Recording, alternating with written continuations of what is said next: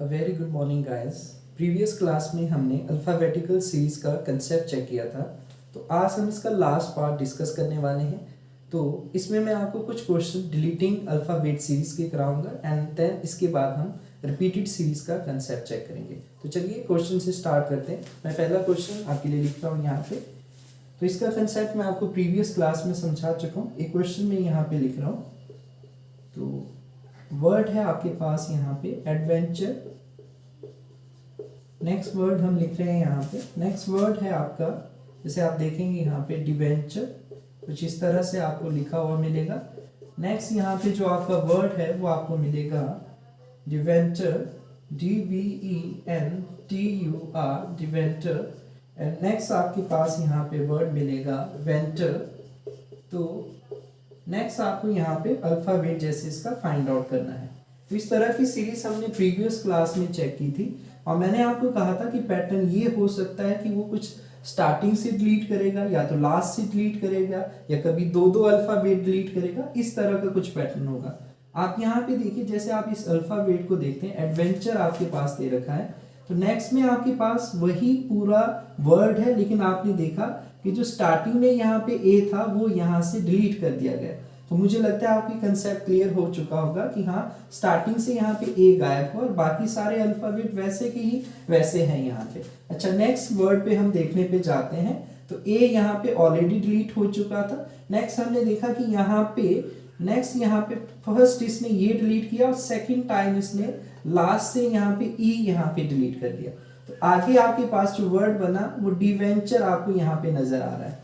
तो आप ये देखते हैं, ये आपके पास हो कि फर्स्ट ऑपरेशन पे यहाँ पे पहुंचे, सेकंड में आप यहाँ पे पहुंचे। तो आप आगे यहाँ पे जो अल्फाबेट देख रहे हैं वो आपके पास वेंचर है। तो आप यहाँ पे क्या फाइंड आउट कर पा रहे हैं कि जो डी है यहाँ से डिलीट हो चुका है।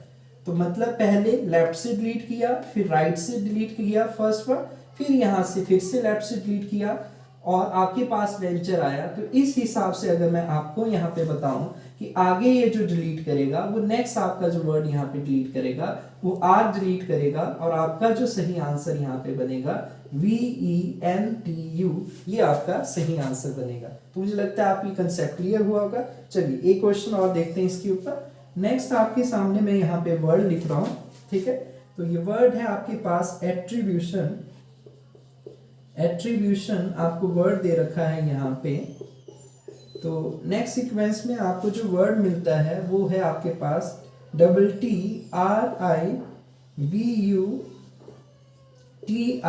ये नेक्स्ट आपके पास वर्ड है। इसके बाद जो आपके पास वर्ड है वो आपके पास है RIBUTIO। इसके बाद जो आपके पास वर्ड है वो है IBUTI और नेक्स्ट इसके पास जो वर्ड है वो आपको दे रखा है UTI और इसके बाद आपको आइडेंटिफाई करना है। तो हम पैटर्न को जब चेक करते हैं, हमने जब स्टार्ट किया तो वर्ड हमारे पास एट्रीब्यूशन है। मैं ये देख पा रहा हूँ कि स्टार्टिंग से उसने ए को यहाँ पे डिलीट कर दिया, ATTRIBUTIO, और मुझे लगा लास्ट से भी इसने डिलीट कर दिया। तो अभी इसने एक साथ लेफ्ट से भी वन लेटर को यहाँ पे डिलीट किया और राइट से भी वन लेटर को डिलीट किया। अच्छा, ये फर्स्ट पैटर्न हो गया तो जो मुझे यहाँ पे नजर आया। अच्छा, नेक्स्ट को मैं जब चेक करता हूँ तो मुझे क्या नजर आ रहा है, TT यहाँ से गायब हो चुका है और लास्ट तक पूरा यहाँ पे चलता जा रहा है। तो सेकंड में, फर्स्ट में तो इसने ये डिलीट किया, सेकंड में इसने क्या कर दिया कि सेकंड में इसने दो अल्फाबेट यहाँ पे स्टार्टिंग से डिलीट कर दिया और तब आपके पास ये वर्ड नजर आ रहा है RIBUTIO। अच्छा, नेक्स्ट में चेक करते हैं। तो यहां से देखते हैं कौन सा अल्फाबेट डिलीट हुआ है। तो आप ये चेक करेंगे IBUTI आपको नजर आ रहा है। तो फिर यहाँ पे फर्स्ट से और फिर लास्ट से एक अल्फाबेट डिलीट हो चुका है। तो आगे वाला देखते हैं। आगे वाला जो हम यहाँ पे देखते हैं कि अच्छा यहाँ पे ये गायब हो गया था। नेक्स्ट इसमें देखता हूँ कि अच्छा यहाँ से इसने क्या डिलीट किया है। तो आपको वर्ड नजर आ रहे हैं यहाँ पे UT और ये आपके पास I होगा यहाँ पे UTI, ये आपको यहाँ पे वर्ड्स नजर आ रहे हैं। तो आप ये देख पा रहे हैं यहाँ पे स्टार्टिंग से फिर से इसने दो अल्फाबेट यहाँ पे डिलीट कर दिए। तो पैटर्न क्या चल रहा है कि एक सीक्वेंस में ये फर्स्ट और लास्ट डिलीट कर रहा है, अगले सीक्वेंस में क्या कर रहा है, स्टार्टिंग से दो अल्फाबेट डिलीट कर रहा है, फिर फर्स्ट और लास्ट से डिलीट कर रहा है, फिर स्टार्टिंग से दो अल्फाबेट इसने डिलीट किए। तो अब यहाँ पे जब मैं अगला लिखने जाऊंगा तो प्रीवियस के क्या होंगे, फर्स्ट और लास्ट से आपकी डिलीट हो जाएगी अल्फाबेट, तो जो सही आपका आंसर आएगा वो सही आंसर आपका टी होगा। तो मुझे लगता है ये डिलीटिंग सीरीज का कंसेप्ट आपको क्लियर होगा। तो चलिए अब हम नेक्स्ट कंसेप्ट की तरफ देखेंगे जो हमारा रिपीटेड सीरीज का है और यहाँ से भी क्वेश्चन आपके एग्जाम में पूछे जाते हैं। तो मैं आपको यहाँ पे इसको क्वेश्चन के हेल्प से समझाने की कोशिश करूंगा कि रिपीटेड सीरीज के क्वेश्चन को हम कैसे डील करते हैं। तो नेक्स्ट हमारा यहाँ पे जो सीक्वेंस चलेगा, नेक्स्ट हमारा सीक्वेंस है यहाँ पे रिपीटेड सीरीज का। मैं एग्जाम्पल के हेल्प से आपको इनको समझाने की कोशिश करता हूँ। तो मैं फर्स्ट क्वेश्चन जैसे लिखता हूँ यहाँ पे, तो आपको कुछ इस तरह की सीरीज नजर आएगी। जैसे इसमें स्पेस दे रखा है कि यहाँ पे आपको फिल करना है, उसके बाद 2 अल्फाबेट आपको ए दे रखे हैं, फिर से आपको फिल करना है, उसके बाद आपको बी ए यहाँ पे दे रखा है, यहाँ पे ब्लैंक स्पेस दे रखा है, बी दे रखा है एंड देन अगेन बी दे रखा है, फिर आपको यहाँ पे फिल करना है, यहाँ पे आपके पास ए बी दे रखा है और फिर आपको यहाँ पे फिर से फिल करना है और आपके पास ये कुछ इस तरह से इसमें सीरीज यहाँ पे double B A B and double A B इस तरह से। और ऑप्शन भी दे रखे हैं कि आपको क्या क्या यहाँ पे भरना है। पहला ऑप्शन दे रखा है आपको triple A double B, second option आपको दे रखा है बी ए एंड देन यहाँ पे बी ए बी, और थर्ड ऑप्शन आपको दे रखा है double B A B and fourth option आपको दे रखा है triple time B and A. तो इस तरह के क्वेश्चन को अगर बच्चों को इसका कंसेप्ट क्लियर नहीं होगा कि इस तरह के क्वेश्चन को हम कैसे अप्रोच करेंगे, वो क्या करते हैं रैंडमली ऑप्शन से यहाँ पे फिल करने लग जाएंगे कि ए। कई बार उस तरह से क्वेश्चन सॉल्व हो जाता है, लेकिन कई बार बहुत लेंथी बन जाता है और हम उसमें कंफ्यूज हो जाते हैं। तो इस तरह की रिपीटेड सीरीज के क्वेश्चन को सॉल्व करने का क्या तरीका होता है कि अगर आपको यहाँ पे कुछ भी लॉजिक समझ नहीं आ रहा कि कुछ रेपिटेशन हो रही है, तो सबसे पहले आप इस सीरीज की यहाँ पे नंबरिंग कीजिए कि अच्छा इसमें टोटल कितने लेटर्स हैं या कितने अल्फाबेट हैं। तो मैं ऐसे करता हूँ 1 2 3 4 5 6 7 8 9 10, यहाँ पे आप 11 12 13 14 15 और 16, टोटल यहाँ पे आपके पास 16 अल्फाबेट हैं, 16 लेटर हैं यहाँ पे। तो जब भी ऐसे जब आप काउंट करते तो आपने 16 के फैक्टर करने जो मोस्टली क्लोज होंगे, जैसे 4 गुना 4, तो जो क्लोज होंगे वही फैक्टर होने के सबसे ज्यादा चांसेस होते हैं। जैसे इसके फैक्टर 2 और 8 है, लेकिन हम ये देखेंगे कि 4 सबसे ज्यादा क्लोज है, तो मैं यहाँ पे 4 के पेयर में इस सीरीज को ब्रेक करूंगा। अच्छा मान लीजिए ये मैंने यहाँ पे ब्रेक कर दिया सबने के लिए, ये इस तरह से ब्रेक कर दिया और ये इधर ब्रेक कर दिया और ये एक अलग पेयर बन गया।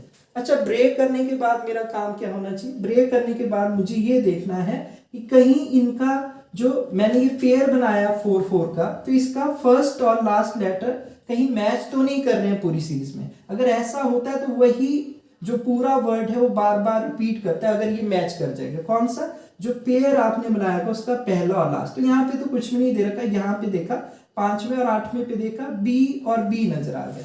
जब मैंने स्टार्टिंग इसकी बी हुई, एंड भी बी से हुआ, यहाँ पे देखो आप, यहाँ पे स्टार्टिंग फिर से बी होगी और एंड देखिए यहाँ पे बी से हो गया। दोनों जगह पे मुझे एक जैसी सिमिलरिटी मिल गई। यहाँ पे स्टार्टिंग नहीं दे रखा, लेकिन एंडिंग इसकी किससे दे रखी है, बी से। और बी से पहले देखिए आप यहाँ पे भी ए है, बी से पहले देखिए यहाँ पे भी ए है, और यहाँ पे भी अगर हम बी कहेंगे तो आपको यहाँ से पहले भी ए नजर आएगा। तो जब आपको इस तरह के क्वेश्चन की प्रैक्टिस होगी कि पैटर्न कैसा चलता है, तो मुझे यहाँ से समझने से लग रहा है कि फर्स्ट और लास्ट लेटर यहाँ पे मैच कर रहा है, फर्स्ट और लास्ट मैच कर रहा है और यहाँ पे लास्ट मैच कर रहा है, तो जरूर ये एक जैसा अल्फाबेट यहाँ पे एक जैसे यहाँ पे वर्ड को रिपीट कर रहा होगा। तो इस हिसाब से देखो तो यहाँ से मैं इसकी सेकंड लास्ट पोजीशन को चेक कर सकता हूँ। देखिए यहाँ पे भी ए है, यहाँ पे भी ए है, तो नेचुरली यहाँ पे भी क्या आएगा, ए आएगा और यहाँ पे भी ए आएगा। और फर्स्ट लास्ट आपको क्लियर हो चुका है कि बी है, इस तरह से हो जाएगा। और आप यहाँ पे देखिए सेकंड पोजीशन यहाँ पे भी ए है, ये गिवन था, ये भी ए है, तो नेचुरली इस तरह से भी आपके पास क्या आ जाएगा, ए आ जाएगा। और यहाँ पे आपके पास फिर से स्टार्ट किससे करेगा, बी से। तो इस तरह से मैं इस क्वेश्चन को अप्रोच करता हूँ। आप देखिए यहाँ पे ये स्पेसेस हमने भरे हैं, डबल बी ए, आपके पास यहाँ पे डबल ए और B, double B double A, और इस तरह का आपको ऑप्शन देखना पड़ेगा। तो यहाँ पे ऑप्शन तो नहीं दे रखा है, double B A and double A, तो उस तरह का ऑप्शन नहीं लिखा है, यहाँ पे हो सकता है यहाँ पे डबल बी डबल ए और बी, तो ये इस तरह से इसका ऑप्शन बन जाएगा। ठीक है, तो मुझे लगता है आपको पॉइंट क्लियर होगा। मैं दोबारा से आपको इसको समझाने की कोशिश करता हूँ कि किस तरह से इन क्वेश्चन को हम अप्रोच करते हैं, क्या चीजें चलती हैं।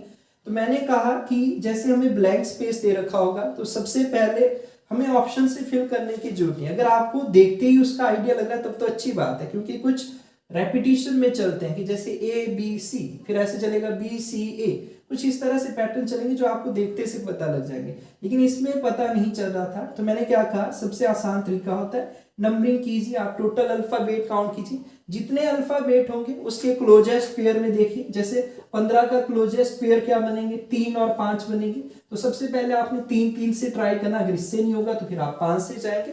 तो इस तरह से हम इन क्वेश्चन को टैकल करते हैं। जैसे 12, अगर ये टोटल यहाँ पे 12 अल्फाबेट होते तो मैं 3 और 4 के पेयर बनाता कि पहले 3 से जाता, अगर उससे आंसर नहीं बनता तो फिर मैं 4 से इसको चेक करना। और जब आपको प्रैक्टिस होगी तो आप इसको बहुत फास्टली कर पाएंगे। तो जैसे मैंने कहा यहाँ पे मैंने काउंट किया, नियर बाय फैक्टर इसके 4 into 4 है, तो 4 के पेयर में मैंने इनको ब्रेक किया। पहला 4 के बाद एक पेयर अलग हुआ, फिर 8 के बाद, फिर 12 के बाद, फिर 16 के बाद। इसके बाद मेरा काम क्या होता है, इसके बाद मेरा काम ये चेक करना होता है कि जो मैंने पेयर बनाए हैं क्या उनके फर्स्ट और लास्ट मैच तो नहीं कर रहे हैं। तो आप देखिए यहाँ पे जो दूसरा पेयर होगा उससे तो नहीं मैच करेंगे, ये चेक करना। यहाँ पे तो नहीं दे रखा था, मैंने आपको समझाया, यहाँ पे बी और बी था, यहाँ पे बी और बी था, और इसके लास्ट में बी दे रखा था। तो मुझे ये आइडिया क्लियर हो गया, फर्स्ट लास्ट इसने एक जैसे रखे हैं, तो इसका मतलब ये वही वर्ड बार बार रिपीट कर रहा है। तो फिर मुझे सेकंड सीक्वेंस मैंने देखा, यहाँ पे सेकंड नंबर पे ये था, यहाँ पे भी ये दे रखा था, यहाँ पे नहीं था, लेकिन यहाँ पे भी ए दे रखा था। तो इस तरह से फिर मुझे फिल करने में यहाँ पे हेल्प मिलेगी जो भी अदर वर्ड्स है। तो मुझे लगता है ये पहला पॉइंट आपको क्लियर हुआ होगा। मैं कुछ और क्वेश्चन यहाँ पे आपके साथ डिस्कस करूंगा तो आपको ये कंसेप्ट अच्छे से क्लियर हो जाएगा। ठीक है, मैं नेक्स्ट क्वेश्चन लिखता हूँ, तो आप देखें यहाँ पे किस तरह से मैं इसको अप्रोच करूंगा। तो सेकेंड क्वेश्चन मैं यहाँ पे लिख रहा हूँ, सेकेंड क्वेश्चन पे मैं यहाँ पे जा रहा हूँ। तो सेकंड क्वेश्चन में यहाँ पे लिखता हूं, जैसे आपके पास है Q S T और ये ब्लैंक स्पेस दे रखा है। अगेन आपके पास Q S और ये ब्लैंक स्पेस दे रखा है और R दे रखा है, Q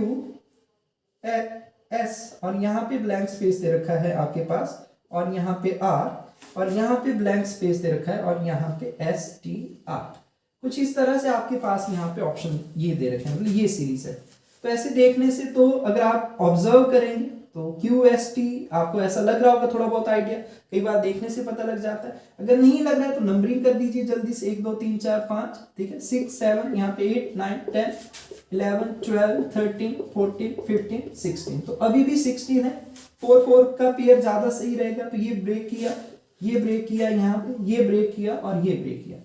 फिर मेरा काम क्या होता है, पहले और लास्ट को चेक कीजिए। क्यू पहला सब में देखिए, अगर पहले कोई चेक करना चाहते हैं जैसे आपको सही लगे, पहला क्यू यहाँ पे नहीं दे रखा है तो मुझे लग रहा है यहाँ पे भी क्यू होगा।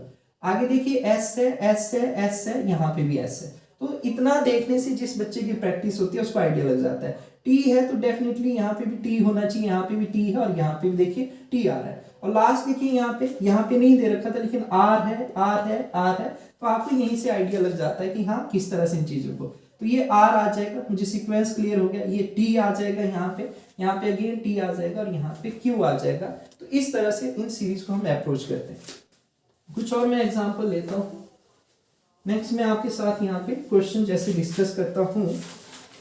तो नेक्स्ट क्वेश्चन लिख रहा हूँ मैं यहाँ पे, आपको यहाँ पे नंबरिंग दे रखी है। जैसे एल है, यहाँ पे ब्लैंक स्पेस है बी, और फिर अगेन ब्लैंक स्पेस है और यहाँ पे यू, और फिर उसके बाद बी है, फिर ब्लैंक स्पेस है आपके पास, यहाँ पे यू है, और फिर आपके पास बी है यहाँ पे, फिर आपके पास टी है और फिर ब्लैंक स्पेस है, फिर बी है, फिर एल है, फिर आपके पास यू है, फिर ब्लैंक स्पेस है, और लास्ट में आपके पास टी यू बी इस तरह से दे रखा है। तो ऐसा लग रहा है कि एल बी, यहाँ पे भी बी आ रहा है। तो इसको सही से और अच्छे तरीके से करने के लिए मैं क्या करूंगा, पहले इसकी नंबरिंग कर लूंगा ताकि मुझे ये सोचने में लग जाएगा कि कितने कितने का पेयर बनाना चाहिए। तो 1 2 3 4 5 6 7 8 9 10 11 12, ये 13, ये 14, ये 15 16 17 और 18।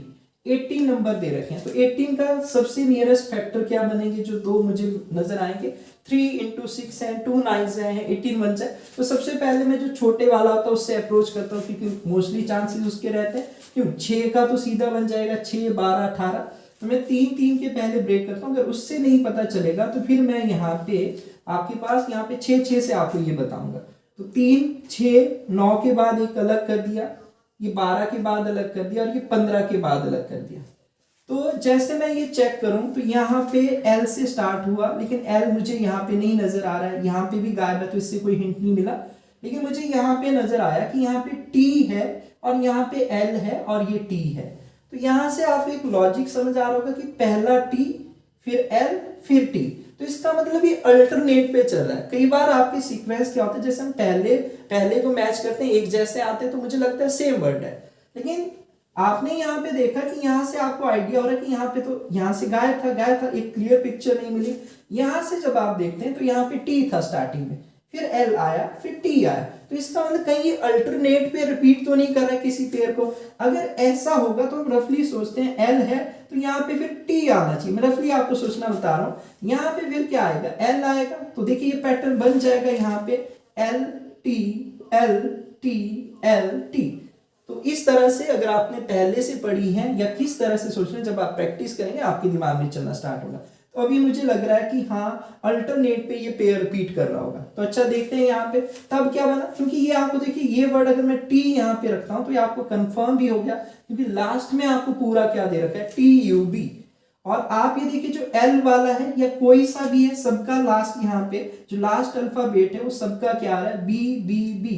तो आप यहाँ पे भी B रखते हैं तो आपको यहीं से क्लियर आइडिया होना स्टार्ट हो जाएगा कि कौन सा वर्ड यहाँ पे रिपीट कर रहा है, लब टब ये वर्ड यहाँ पे चल रहे हैं। तो अब मुझे लगता है कि अगर आपको ये समझ आया होगा तो सब में यहाँ पे सेकंड में U था, आप कंपेयर करेंगे तो LUB, ये TUB और ये आपके पास TUB, और इस तरह से ये सीक्वेंस बनेगा।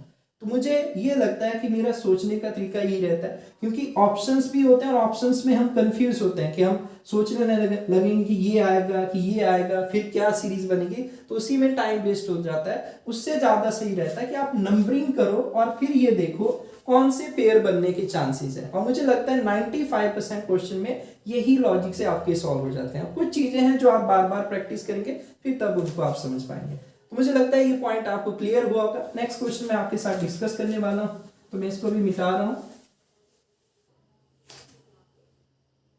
ठीक है, नेक्स्ट आपका सीक्वेंस है, मैं यहाँ पे लिख रहा हूं, जैसे ब्लैंक स्पेस है, S है, T है, उसके बाद आपके पास T है और यहाँ पे ब्लैंक स्पेस है, फिर से आपके पास यहाँ पे T आ गया, फिर आपके पास अगेन T आ गया, यहाँ पे ब्लैंक स्पेस है, यहाँ पे T आ गया एंड T आ गया एंड S आ गया और ये। ठीक है, ऑप्शन अगर आपने देखने, ऑप्शन आपको दे रखे हैं यहाँ पे T S S T, second S S T T, third T T S T and fourth आपको दे रखा है D, यहाँ पे दे रखा है T S T S। तो मेरा तरीका क्या रहेगा इसको सॉल्व करने का, पहले मैं नंबरिंग करूंगा, तो first second third fourth fifth six seventh eighth ninth tenth 11 12। तो यहाँ पे आपके पास 12 अल्फाबेट हैं। तो मुझे लगता है आपको पेयरिंग करने अच्छे से आ रहा है कि हाँ किसका पेयर यहाँ पे सोचना पड़ेगा। पहले 3 का सोचो, अगर 3 से नहीं चलेगा तो 4 से काम चलाना पड़ेगा। तो ये 3 का पेयर कर दिया, 6 के बाद हो गया, 9 के बाद हो गया। अब यहाँ पे देखें, अगर आप ध्यान से देखें तो आपको ये नजर आ रहा है कि लास्ट यहाँ पे देखिए T है, यहाँ पे भी T है, यहाँ पे भी T है। तो मुझे लगता है यहाँ पे भी T आएगा क्योंकि रेपिटेशन हो रही है। स्टार्टिंग क्योंकि यहाँ पे नहीं दे रखा था तो यहाँ पे T है, यहाँ पे भी T है और यहाँ पे भी T है।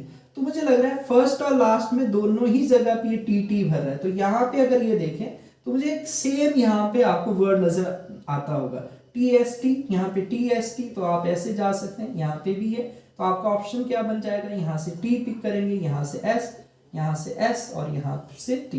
तो TSST ये आपका सही आंसर बन जाएगा। तो मुझे लगता है आपको बेसिक्स आइडिया होगा। कुछ और क्वेश्चन मैं आपको इनको समझाने की कोशिश करता हूँ। नेक्स्ट, जैसे सीक्वेंस में यहाँ पे लिख रहा हूँ, मैंने यहाँ पे नंबरिंग की, जैसे A C D यहाँ पे ब्लैंक है एंड देन ए डी, यहाँ पे ब्लैंक है एंड सी एंड देन फिर से ब्लैंक है यहाँ पे आपके पास ए डी सी एंड फिर आपके पास यहाँ पे सी ए एंड ब्लैंक है और ये डी है। तो मैं एक बार कंफर्म कर लेता हूँ कि अल्फाबेट यही है, A C D and blank है and then A D and blank है and C and then blank है A D C and then C A blank. ठीक है, ओके चलिए ऑप्शंस अगर आप देखना चाहते हैं ऑप्शन चेक करते हैं। तो इसने 4 टाइम्स ए दे रखा है, सेकंड ऑप्शन में इसने 4 टाइम बी दे रखा है और थर्ड ऑप्शन में इसने 4 टाइम सी दे रखा है और फोर्थ ऑप्शन में 4 टाइम यहाँ पे डी दे रखा है। तो गाइस प्रोसेस मेरा वही रहेगा कि मैं नंबरिंग करता हूँ क्योंकि मुझे लगता है उससे सोचने में बिल्कुल हेल्प मिल जाती है। 5 6 7 8 9 10 11 12 13 14 15 और 16। तो 16 है, 4 और 4 के पेयर में मैं इसको ब्रेक करूंगा। तो जब मैं ब्रेक कर रहा हूं तो यहाँ पे ये चेक करता हूं कि पहला सेम है या नहीं। ए है लेकिन यहाँ पे नहीं है, आपके पास यहाँ पे सी है तो सेम नहीं है यहाँ पे। ठीक है, ऐसा भी नहीं कह सकते कि अल्टरनेट पे है क्योंकि यहाँ पे ए है और इसके अल्टरनेट पे यहाँ पे सी आ रहा है। लास्ट भी मुझे कोई मैच करता हुआ यहाँ पे मैच कर रहा है लेकिन यहाँ पे सेकंड इनका मैच नहीं करा, तो इस तरह से हम नहीं कहते कि ये रेपिटेशन है। तो इस तरह के क्वेश्चन में कई बार आपको रैंडमली सोचना पड़ेगा। आपके देखिए स्टार्टिंग के जो आपके अल्फाबेट होते हैं वो ये रैंडम सा क्वेश्चन है जो आपको ऑब्जर्व करना पड़ेगा और ऑप्शन की भी हेल्प ले सकते हैं। आप ऑब्जर्व करेंगे A C D, A D C, A D C, C A D, तो मतलब जो स्टार्टिंग के आपके अल्फाबेट हैं वो ए बी सी डी हैं और आप ये देख पा रहे हैं कि उनमें से ये 3 ही यहाँ पे रिपीट कर रहा है। तो ये सीक्वेंस क्या है कि इसने रैंडमली लिखा है, एक चौथा अल्फाबेट यहाँ पे इसको लिखना है तो जिससे पेयर, क्योंकि ए से सीक्वेंस नहीं बनेगा। आप ऑप्शन से जाएंगे ए रखेंगे, यहाँ पे ए रखेंगे, कुछ लॉजिक नहीं बन पाएगा यहाँ पे इस चीज का।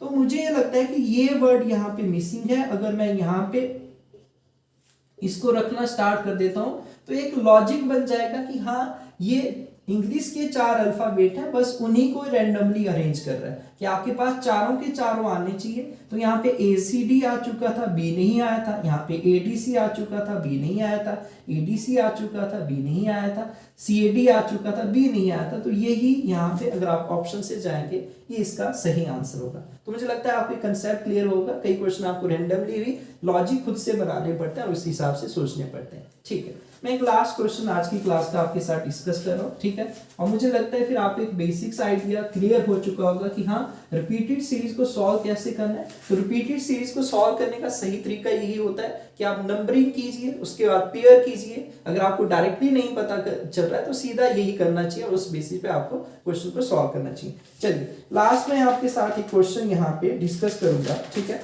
तो क्वेश्चन है,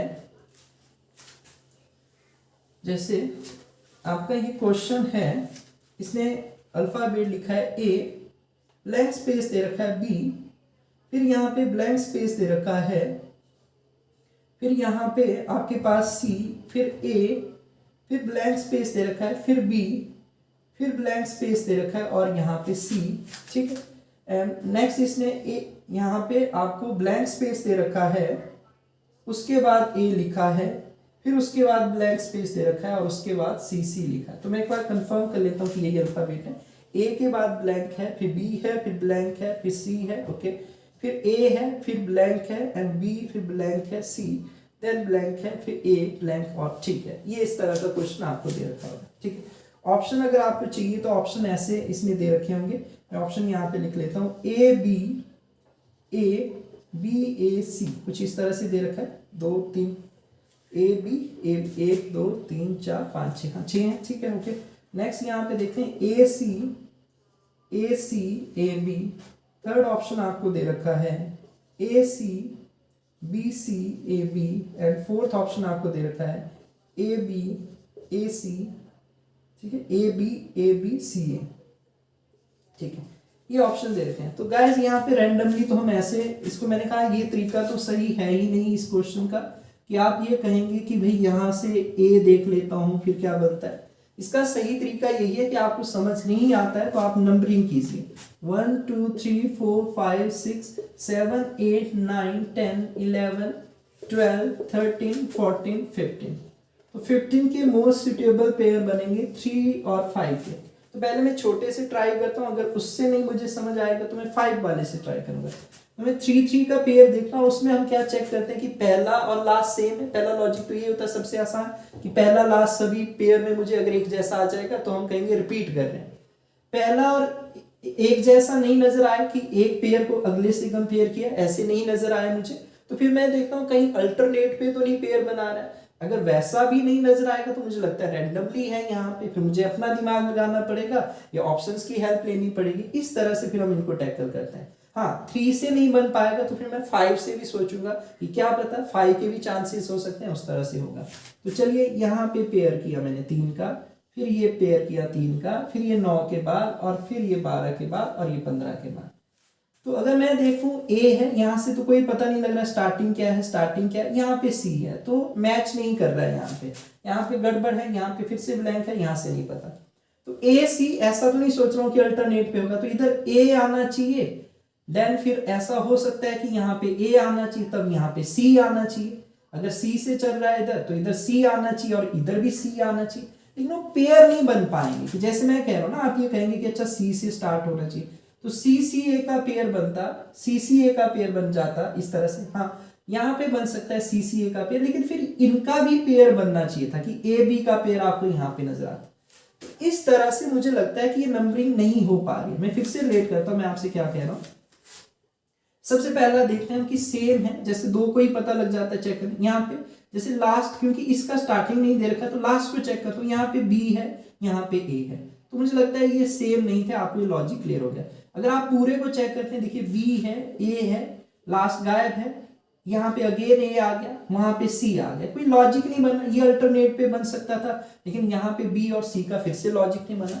तो मुझे लगा इस तरह से ना तो मैं इसको यहाँ पे सेम पेयर के कंसेप्ट पे सोच पा रहा हूँ कि एक जैसा आता और सारे में वही चला रहता, ना मैं इसको अल्टरनेट पे सोच पा रहा हूं। तो मुझे लगा ये 3 का पेयर मुझे नहीं पता चल पा रहा है। रैंडमली ऑप्शन की हेल्प में बाद में लूंगा, क्योंकि अभी मेरे पास एक पेयर अवेलेबल है 5 वाला, तो मैं 5 वाले पे इसको सोचूंगा, क्योंकि मुझे लगता है 5 पे भी हो सकता है। अगर 3 पे नहीं सोचा होगा तो 5 पे ये ज्यादा सही रहेगा। तो फिर मैं इसको 5 पे आपको समझाने की कोशिश करता हूँ, अगर वहां पे बनता है, नहीं तो फिर हम इसको रैंडमली ऑप्शन से बनाएंगे, अगर नहीं होगा तो फिर हम स्किप करेंगे। ठीक है, यही तरीका एग्जाम में सही रहता है। अच्छा, ये 5 का पेयर हो गया, 5 के बाद ये 10 के बाद, और ये 15 है, जैसे हमने कहा 3 का पेयर। अब इनको चेक करता हूं, देखिए पहला ए है और इसका भी देखिए पहला ए है, ये कंफर्म हो रहा है सेम मैच। यहाँ पे नहीं है तो मुझे लगता है ये भी ए हो सकता है अगर एक जैसे। लास्ट चेक करता हूं, देखिए यहाँ पे भी सी नजर आया, यहाँ पे भी सी नजर आया, और यहाँ पे भी सी आया। तो इतने से मुझे कंफर्म हो गया कि पहला लास्ट एक जैसे चल रहे हैं यहाँ पे। अच्छा, फिर और किन की हेल्प ले सकता हूँ, देखिए ये तीसरा अल्फाबेट है, यहाँ पे ये बी है, और यहाँ पे भी क्या नजर आ रहा है आपको, बी, तो हो सकता है यहाँ पे भी बी होगा। और आपको क्या सिमिलरिटी, और कोई भी आपको यहाँ पे सिमिलरिटी नहीं थी, इन्हीं के बेसिस पे आपको काम करना पड़ेगा। और वर्ड क्योंकि मुझे सेम नजर आ रहे हैं, ए यहाँ पे नहीं दे रखा था, लेकिन मुझे लगा कि हो सकता है ये। यहाँ से भी मैंने लास्ट को देखा, सी सी सी, यहाँ पे भी आ गया, मुझे लगा ये पॉइंट क्लियर है। फिर और मेरे लिए क्या हिंट था कि यहाँ पे बी था, तीसरे पे फिर से बी था, तो मुझे लगा कि हाँ ये पॉसिबल है कि मैं इस तरह से सोच सकता हूँ। तो अगर मैं बात करूँ यहाँ पे इससे मैच करूँ, तो आप यहाँ पे लास्ट के जो 2 अल्फाबेट हैं सी हैं, तो यहाँ पे भी सी भर सकते हैं और यहाँ पे भी सी भर सकते हैं। जैसे आपको ये पता था कि तीसरा बी है, यहाँ पे भी बी है, तो आप यहाँ पे बी भर सकते हैं। जैसे आपको पता था कि स्टार्टिंग का ए है, जैसे स्टार्टिंग में ही ए चला है, तो यहाँ पे भी आप ए भर सकते हैं। और यहां से आपको एक आइडिया लग रहा था कि जो सेकंड है वो आपके पास यहाँ पे ए है, यहाँ पे दे रखा था ए, तो इन सब में भी आप ए भर सकते हैं। तो इस हिसाब से जो मेरा ऑप्शन बनेगा, और आप देखिए सीक्वेंस कि कोई सीरीज का पैटर्न बना, तो जो रेपिटेशन वाला लॉजिक था बिल्कुल बन रहा है। ए बी सी सी, सब में ये सोच रहा है A B C C, A B C सी सी। तो इस तरह से मैं कह सकता हूँ कि हाँ ये पैटर्न बना है। मैं ऑप्शन पे जाता हूँ, जैसे मैंने यहाँ पे पहला क्या भरा, ए, फिर मैंने भरा सी, फिर मैंने ए भरा, फिर मैंने सी भरा, और फिर मैंने यहाँ पे ए भरा एंड देन बी भरा। तो ऐसा मैं ऑप्शन देखूंगा ए C A B, A B, ये मेरा सही यहाँ पे आंसर होगा। तो इस तरह से जनरली मैं इन क्वेश्चन को अप्रोच करता हूँ। तो मुझे लगता है आपको एक बेसिक्स आइडिया इस कंसेप्ट का समझ आया होगा। तो आज की क्लास में इतना ही रखता हूँ। चलिए, थैंक यू।